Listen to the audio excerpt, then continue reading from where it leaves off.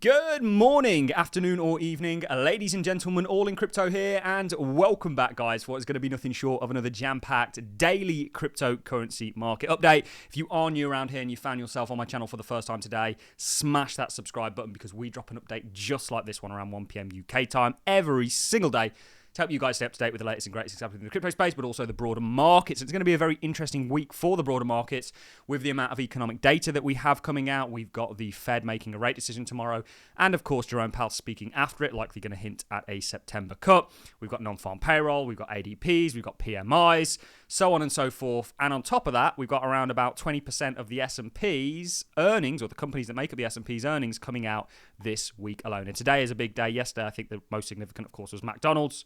They undershot. So we're not going to dive into the macro markets. We did that in yesterday's video, although it's something to be aware of. Likely going to be volatility introduced into the markets as a result of it.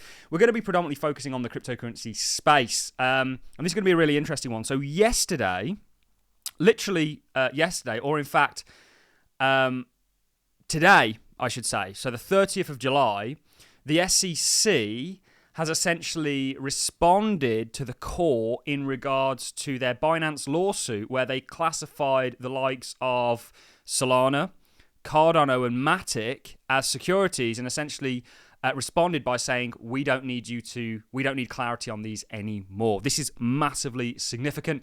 The SEC has never lost in the manner that they've lost against the cryptocurrency space. Gary Gensler is a real barrier to crypto gaining institutional adoption. If you look at what cryptocurrencies have done well, it's been the ones that have seen a lot of institutional sort of inflows. Obviously, Bitcoin. You've got the likes of Ethereum now, and of course, Solana will be the next one. But there's going to be basket of crypto assets like what Hashdex recently filed for, a crypto basket index, where they've currently got BTC and Ethereum. They will be allowed more. Not only will you have baskets, you have individual ETFs for individual cryptos like potentially Cardano, Matic, and of course Solana, and many others out there. We already see them offered in the form of ETPs, which is what we watch, and we're very bullish on sort of crypto basket ETP. So we're going to be starting the video there, looking at the SEC's filing. This is huge news. Then, of course, we're going to be talking about something potentially a little bit doom and gloom in regard to the US government now moving $2 billion worth of its Bitcoin to a new address. Remember, we played a clip of a trip. The world is a trip nowadays, I guess, of Trump talking about how he wouldn't sell any of the Bitcoin in their sort of reserves, the government's reserve. Government's one of the largest holders of Bitcoin. However, the US government have recently moved that. Lots of speculation, obviously based on some news that we covered a while ago in regards to the US Marshal Service choosing Coinbase to safeguard and trade its large cap digital asset portfolio. Is this a Coinbase address? Potentially. People will be doing a lot of on-chain research on that. But the Marshall news that we got also kind of is a big FU, I guess, to the SEC who are currently going after Coinbase. And obviously, we're going to be covering the news on that. Then we're going to be looking at Bitcoin, showing you something interesting in regards to Bitcoin dominance and Bitcoin and when Bitcoin dominance typically rolls and how we're currently kind of at that stage. And then to sort of finish things off, we'll be talking about why we need crypto. And we've got two examples. One, of course, is the fact that the US debt recently reached $35 trillion yesterday, which is up 50% from 2020. There's a kind of escalation going on, a deliberate one, in my opinion, to hollow out the sort of middle class and the sort of lower end of the upper class and sort of bring everybody down to this sort of serfdom class. And then we're going to talk about censorship and how crypto actually null and voids this. So we have an absolutely jam-packed one, guys. Without further ado, let's dive into it. And let's start off with the first bit of news that we have for you. SEC backs down on claiming Sol, ADA, and Matic, other tokens are securities in a Binance suit. This is huge because they are the reason why institutions don't touch these or try and offer products in regards to them. We already know we've had a Solana ETF filing. You're going to get more. Institutions are going to be a massive part of this bull market. And this is what's going to see us get to that $3.8 trillion total 2 market cap that we're looking at, the $2 trillion others market cap. I think the overall market, to be conservative, is likely going to get to sort of the $5, 6, 7, $8 trillion. I don't particularly know. I've got targets for total 2. I've got targets for Bitcoin. You can drive a market cap from that, so on and so forth. But I think it's going to get into the potentially up towards $8 trillion, and that's going to see many coins do well. So the SEC has retracted its request for court ruling to classify tokens such as Solana, Cardano, and Polygon and others as securities.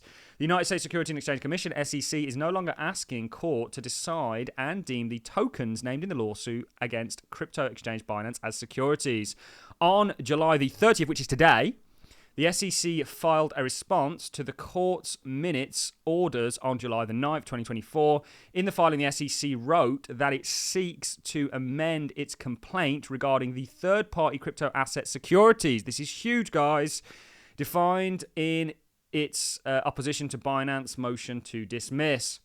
So this is officially an SEC proposal. The SEC informed defendants that it is intending to seek leave to amend its complaint, including with respect to the third-party crypto asset securities as defined in the SEC's opposition to defiance, motion to dismiss, so on and so forth. So this is pretty huge news. According to the SEC, this removes the need to issue a ruling to the significance of the allegations as to tokens at this time. This means the government agency no longer asks the court to decide whether the affected tokens are securities, because they'll likely get deemed, like we've seen others, as non-securities. These tokens are just part of a bigger list of tokens that the SEC believes to be securities. In June 2023, the SEC claimed at least 68 tokens were securities, affecting more than $100 billion worth of crypto in the market. There has to be some sort of consequence to Gary Gensler's action towards the cryptocurrency space. He has directly impacted investors in the name of what the SEC is supposed to do, protecting investors. And there's not been one bit of protection actually granted to any of these investors at all. Look at FTX. They dropped the Paxos lawsuit against BUSD after destroying what was a very profitable business. The SEC's role isn't about protecting investors. It's about essentially creating a monopoly. And those of you out there that are awake enough to understand that will know. We're going to talk about, the issues of censorship and things like this in just a second. Some other huge news obviously coming out. So that news is massive, guys, because the SEC is a kind of stifler of this industry. They're kind of a dam that we need to break through, and the cracks are well and truly there. Just in, US government moves $2 billion worth of Bitcoin to a new address. 2 days ago, Donald Trump said he would create a strategic national Bitcoin stockpile, and the government would keep 100% of the Bitcoin owned if affected. So this is obviously what's taken place. This is from James Seyfarth. He says, US Marshal Service chooses Coinbase to safeguard trade its large cap digital asset portfolio. This has to be right. This is somebody sort of speculating on it.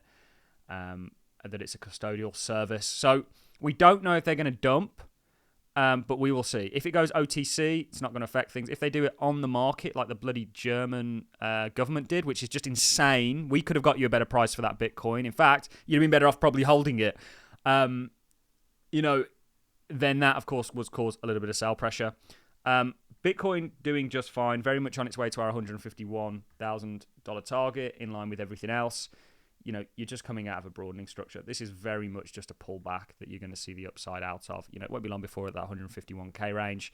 And of course, that's backed up by the kind of macroeconomic environment, which we touched on a little bit yesterday. And certainly if you want to become a Patreon, we did do a meeting yesterday. Very good to go and catch up on that. Lots of people talking about when alt season. Well, if you look historically at when Bitcoin dominance rolls, and we've got this on the horizontal lines, it's typically around the point when Bitcoin goes on and into a new all-time high. And we are there today, ladies and gentlemen. And then when you sort of look technically at Bitcoin crosses, Bitcoin dominance on its own merit, it's not long before an alt season has kicked off. I think alts have really just seen their first kind of run. Now we're in that sort of pullback corrective phase, and they're likely going to lots of them setting up for some sort of breakout structure. Just a little bit of interesting information because I know people are a little bit restless. Let's now talk about 2 reasons which we need, or why we need crypto. The first one, of course, is why Bitcoin was created.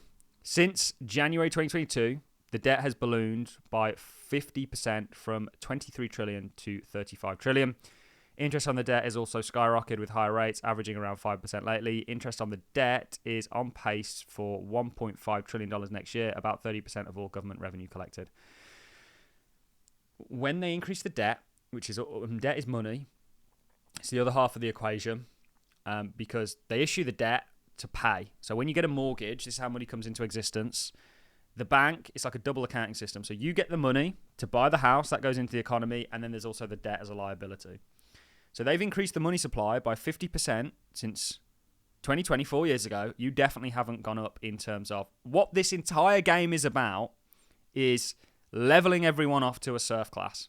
And that's why Bitcoin was created. Even though we're not a believer in the Satoshi narrative and we think there's more nefarious potentially intent behind Bitcoin and its introduction to the world, like getting us on a global world system, we are a fan of it, the principles of it.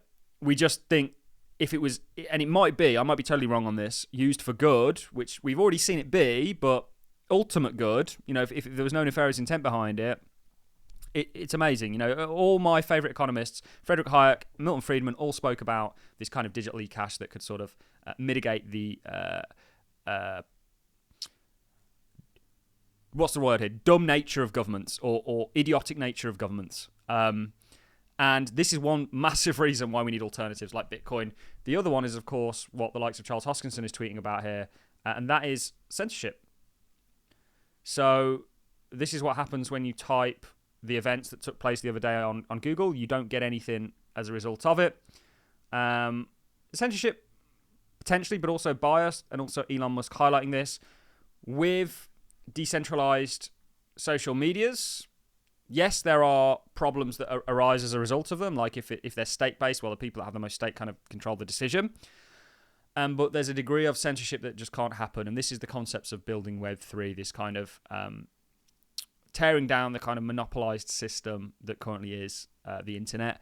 It is monopolized. Yes, there's so many benefits to it, but in gaining those benefits, we've given away things like our rights in many cases, digitally, our identity, our data, things that should be private to us, and ultimately Web3 is all about taking this back. So this was an absolutely ram-jammed one. On that note, ladies and gentlemen, I'm going to love and leave you. If you're not already a subscriber, do check that subscribe button out. A like and a comment is always appreciated. It helps me get a sort of gain with a wider audience, which we believe this channel should already have. And also, if you want to take your journey a step further, do become a Patreon. We are looking at Bitcoin miners at the moment. Obviously, we were looking at them and looking very bullish on them, and we're looking at them obviously even more intently after, of course, what Trump said in his speech the other day. That's it from me, ladies and gents. I'm going to love and leave you on that note. If you enjoyed the content, likes, appreciate, says a comment, and I'll see you all in the next one. Thanks a lot for watching, guys. See you in the next.